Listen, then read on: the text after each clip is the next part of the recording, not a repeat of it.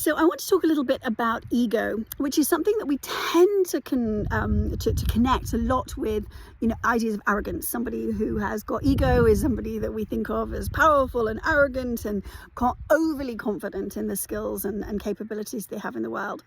But I want to consider this idea that ego is really fundamentally about what we would say is a false sense of self. And it's just as important to recognize that not only is, a false sense of self about an overconfidence in your abilities, but it can also be about an underconfidence in your own abilities. And basically too much of a focus on, what I can do in the world. And, something I do a lot of in my coaching practice and is just riven through all of my philosophies around leadership is that we are most able to reclaim our power when we feel that we are more of a channel, a conduit for ideas much bigger than ourselves.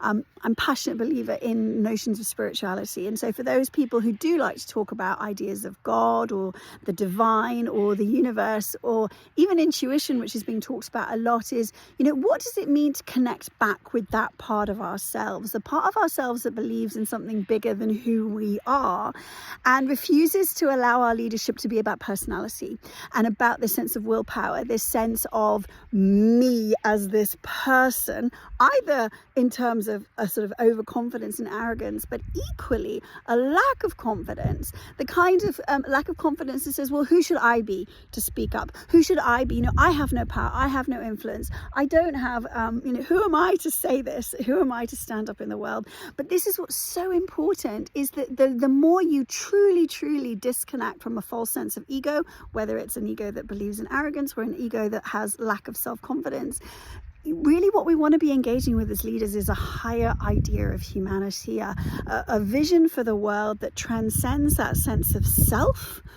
and allows you to lead both yourself and others on that higher sense of principle. And it's far more beautiful, it's far more inspiring. It's also much easier, actually, because, when we put so much willpower and insecurity and an overconfidence in our abilities, and we put too much effort on that, it actually creates a huge amount of pressure.